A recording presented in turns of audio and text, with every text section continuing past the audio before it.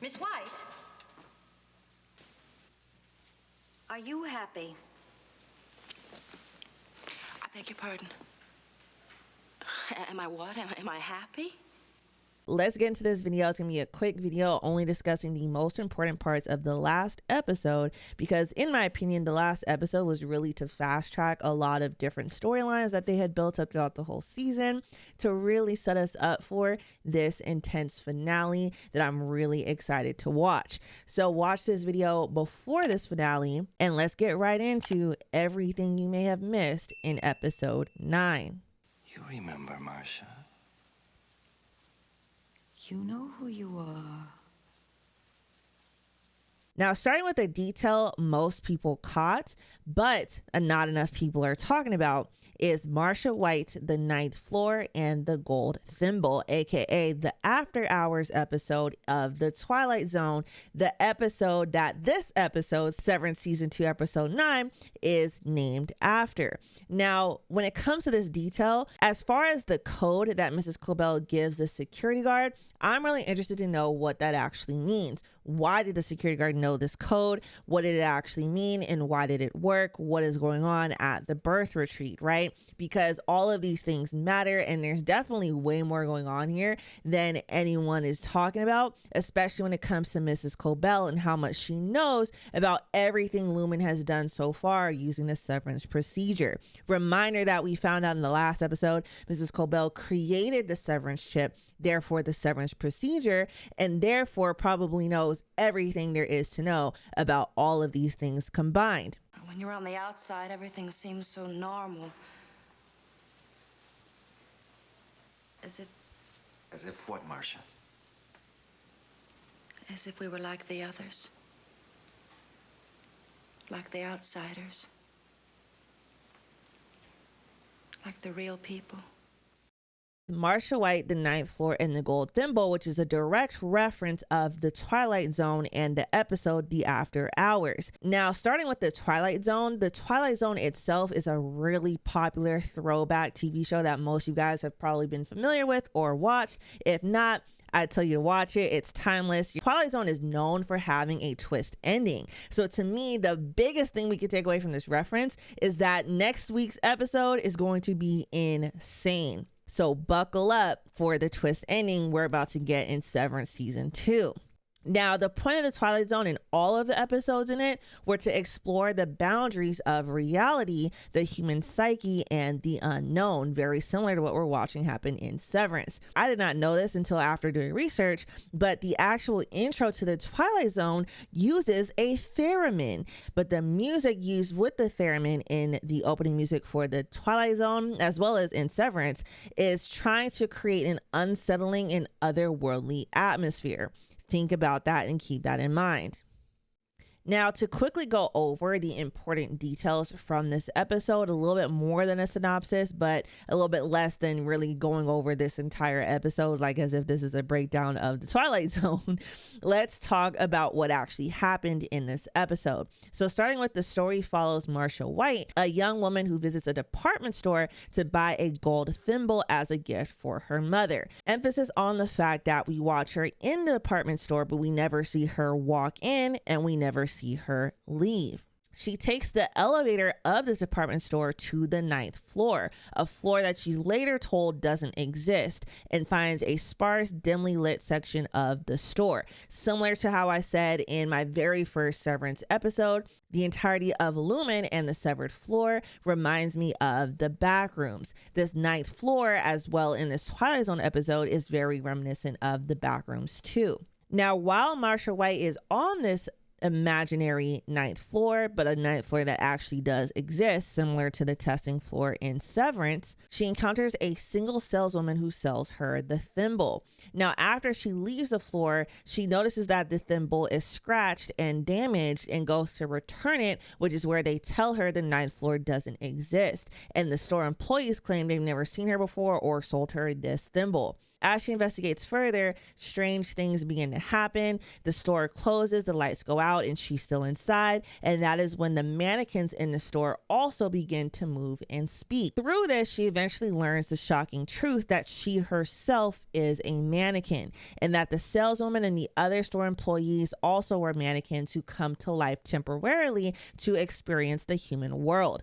Marsha had been granted a month specifically to live as a human, but her time was up and she had to return to her mannequin form. The episode ends with Marsha back in her display case, her human memories fading as she becomes inanimate once more. I also want to emphasize that every single mannequin is given a month to be human. They rotate on who becomes human and who gets to experience the human world. Marsha White in her normal and natural state. A wooden lady with a painted face, who 1 month out of the year takes on the characteristics of someone as normal and as flesh and blood as you and I. But it makes you wonder, doesn't it? Just how normal are we? Just who are the people we nod our hellos to as we pass on the street? A rather good question to ask, particularly in the Twilight Zone.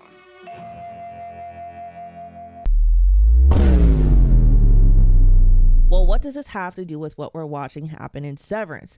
Well, it's clear that all innies are being related to these mannequins, just like in this episode, and that the innies who refer to their outies or the real quote unquote humans in the outside world, just like in this episode, they refer to as the outsiders, right? It's all connected. The department that never leaves the department store, the 9th floor in the elevator that doesn't exist, and the department that never leaves, like PD said, which is the testing floor.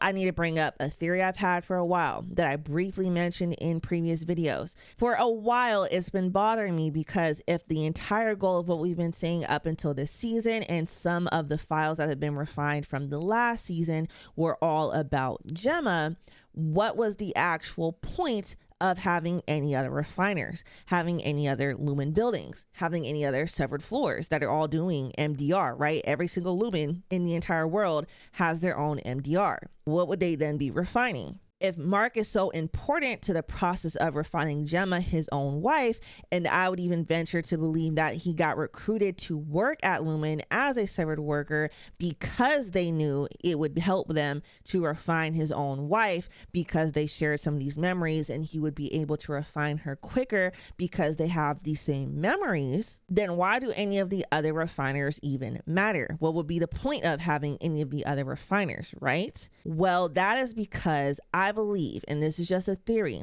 that every single refiner we've ever seen has a loved one who's on the testing floor. That's the importance of why there would even be other refiners. The notes in Irving's case, Irving trying to get to the testing floor, Bert and these disappearances and deaths that Irving has related him to, all these other files that might have nothing to do with Gemma. I believe that every single refiner may have someone they know or a loved one that's on the testing floor, something I've brought up in previous videos. This would explain why Irving has a case full of names that is not just names of severed people, but their ages, whether they have kids, if they died, or if they had certain things that led to them being severed, certain life events that led to them being severed, and whether or not they have spouses. All of this now starts to make sense. Irving trying to get to the testing floor, not just for Gemma, but maybe for other people. Keep that in mind. This is just a theory that I'm working on, but it starts to make more sense with this actual reference from the Twilight Zone, where there's a bunch of different mannequins who all get their turn at being human. They all get their chance to be human after 1 month. Well, what if after every quarter, it's a different person they're refining? Could be a reach. I don't know, maybe it's just different people at different lumens particularly, but I believe that someone at least at every lumen has a loved one who's on the testing floor that they don't know is down there. It would explain why they would purposely set people up to die or disappear, and therefore no one would be looking for them or accounting for them because they're on the testing floor. It all starts to connect. But now let's talk about Cold Harbor, because this directly relates to, again, the reference and everything I've just said. Because now I think we've all come to the conclusion that every single one of these rooms, every single one of these places, every single one of these files is related directly to a memory of Gemma's. She's living through her own memories, and they're refining her reaction to these memories. They're refining the feelings out of these memories, and that's what MDR is actually doing. So then it becomes the last memory, Cold Harbor. Now, in my last video, I did this whole deep analysis on how Cold Harbor could potentially be related to her IVF, and how they might be wanting to have her have a child and refine all of the feelings of her not being able to have a child in those memories, therefore siring a child that would be born with the tempers balanced. Now, like I said in that last video, that is just a theory and could still be possible. But I want to talk about, obviously, the leading theory now, that after Mrs. Cobel says Cold Harbor will kill Gemma, that maybe Cold Harbor truly is the memory of her death, and therefore they're going to refine the feeling of death and dying out of her, which would be similar because now people would not have to experience anything, including dying, right? That could be a part of what Lumon is trying to accomplish. Again, it would be kind of complicated, because then what would be the point of literally majority of the other things we've seen happen? But I think that that's also still possible too. But now I have the question of, if she dies, what exactly would she be siring? There's a lot of questions here. You know, it is what it is. Now, you guys cleared it up for me. I think it was like 2 or 3 videos ago when we talked about the directions that Irving left for Dylan, because I was trying to figure out like why, like where is this coming from, where the directions leading from. You guys pointed out to me that at the top it says from O&D, and I was trying to figure out why I missed this detail. So when I went back and watched the episode, I realized that where you guys are saying it says from O&D, I thought it said from Dad. I thought it was literally him like referencing like himself, like how he has been throughout the entire seasons, like calling himself Dad, calling them kids. I thought that said from Dad. So now it's good to know that that says from O&D, and then that's where the directions lead. That brings us to Helly and her dad. Now, I've seen people reference the fact that at the beginning of the episode, these actual lines are accredited to Helly and not Helena. Don't know if that's important or not. But at the beginning, we get a lot of off-putting shots, her swimming in this pool, this indoor pool at their home. Again, a lot of references to water and the importance of water. Kier letting you drink of his water. What is going on with water? You guys in my last video had a lot of great theories on what is going on with the water in the comments. So with me, where am I leaning with this? Number one, I think it's as simple as water is the source of life. We are all made up of water. Water is important to life and the life source in general. So I wonder if it's more of like a sign from that, the water tower, that's very important also, but also tells us that they live literally next door to Lumon, as well as all the shots we get of the outdoor from this beginning of the episode, from the cars that we've seen driving throughout this entire episode. I think it's safe to assume that the actual Orpo, the one we've been talking about, actually was outside. We keep bringing this up every couple episodes. I've been mentioning in my last videos, but I believe it generally was outside. It all looks the same. And an important detail to point out as well is that the music that plays whenever we're outside was also being played at the Orpo. So I think they genuinely were actually outside. We get a weird interaction between Helena and her dad where he wants to watch her eat, but he's not eating. Makes me wonder if he can eat and what is going on with him and his health, and what has Lumon been playing with when it comes to him. Or maybe this has something to do with preparing for the revolving. Is that why he can't eat? And that weird noise he makes, and that tea that he drinks, it's not tea. It's that weird substance we've seen at Mrs. Cobel's mother's home, as well as in the perpetuity wing, as a symbol of balancing the tempers. I'm still trying to figure out what the hell this stuff is. What is this substance? But we watch her cut up this egg in a very weird way on top of this plate that very clearly has what looks like a young boy being pulled by 2 different women wearing blue and red. But through this interaction, we see that he tells her, I wish you would eat them raw. in reference to the fact that from the very first season, we know that Kira's favorite breakfast were raw eggs. So again, there's something weird. There's something particular about that detail as well. Don't know exactly what's happening, but I wanted to point that out because maybe all these things will connect in the final episode. But this video is not going to be too long, so let's finish it off. Irving's gone. Bert helped him escape because Bert was clearly sent initially to get rid of him or to take him somewhere else. And instead, Bert helped him escape.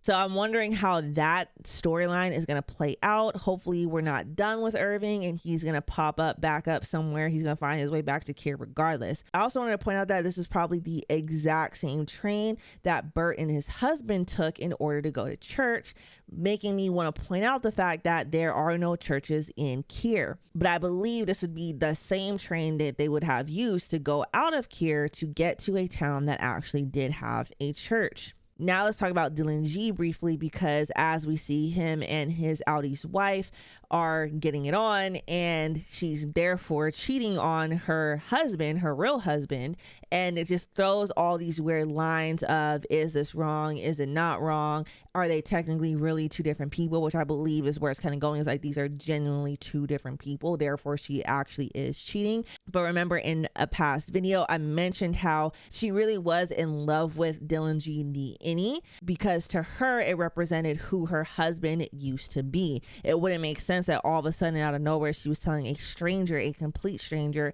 that she loved him. That was specifically because he reminded her of the man she actually fell in love with, and that's where the storyline was going. And she literally said that out of her own mouth directly. Now the point of this storyline and what it'll actually mean, I think it makes us have to wonder, is there a future where people have to choose which life they will be? The innies will be outside. Remember I mentioned in the Orpo episodes, a certain point of the Orpo was also to have them not be afraid of the outside world. Well, why would innies need to not be afraid of the outside world unless the plan was to have them operate outside at some point in the future? So I think in the future, the point of the severance procedure might even end up being, which life will you choose? Will you give your innie your life, or will you choose to be who you already are? Will the innies take over the world? Will severed people take over the world? And is that why they're indoctrinating all these people through a religious cult? Because once all the innies become outies, now they have a way to control them. Is Lumon's goal to literally have a slave race of people who are all severed by these chips? It would explain also why there's all these other protocols, all these contingencies that the chip is allowed to do that they don't tell people they can do with the chips, like the Glasgow block and the overtime contingency. We see at the end of the episode, Helly's innie is trying to remember the directions to the testing floor, so that she's gonna have to walk around with this piece of paper in her hand. And that is when we see the elevator of the testing floor ding, which I think is important. That was not random. And now all of a sudden, her dad, Jame Eagan, is on the severed floor. So number one, this dude just came from the testing floor. What was he doing on the testing floor? And then he talks about how you tricked me. What did she trick him into doing? Now, I think the obvious thing that people are going to is that once he gets revolved, he actually got tricked into thinking that he himself, Jame Eagan, would be the one who gets revolved, but instead it is going to be Helly. Now the question becomes, what is revolving? For a while, I believe we all thought that revolving meant like the recycling of consciousnesses, and potentially that all of the past CEOs were mentally inside of Jame Eagan, or that revolving meant that he would be put into some sort of database that includes all of the CEOs' consciousnesses, and that may be the board. But I'm starting to believe that it's all simpler than we even thought, and that the board itself is just Jame Eagan. They've been just trying to keep him alive for a very long time, and he's a weird guy. Who knows what they've done to him and how many procedures they've done to keep him alive and keep him functioning in order to achieve what they're trying to achieve with Gemma. I believe the revolving actually has nothing to do with the past CEOs, because an important detail to point out about past CEOs is that, number one, the severance chip didn't exist when 90% of the other CEOs were alive, right? So how would they have coded their consciousnesses into people? So there's a lot of murky water there. But I believe the revolving itself has something to do with what they're doing with Gemma, and whatever is going to be accomplished through Gemma is going to be used on Jame Eagan. But therefore we actually find out that he was tricked, because whatever they're doing is actually going to be used on Helly or Helena Eagan, right? So all of these things are going to be crazy. It's going to be a huge plot twist at the end of this show, and it's going to have all of us spiraling. So I cannot wait to watch it and to make a video for you guys about what ends up happening. But for now, we know that all of these things are finally coming to a head. Everything we've watched happen in this season, and we may get more answers, but we're definitely going to have a lot more questions, because we're going to have a whole other season to watch. So I hope you guys are ready for this finale. I hope you guys enjoyed this video, and I'll see you guys in the next one.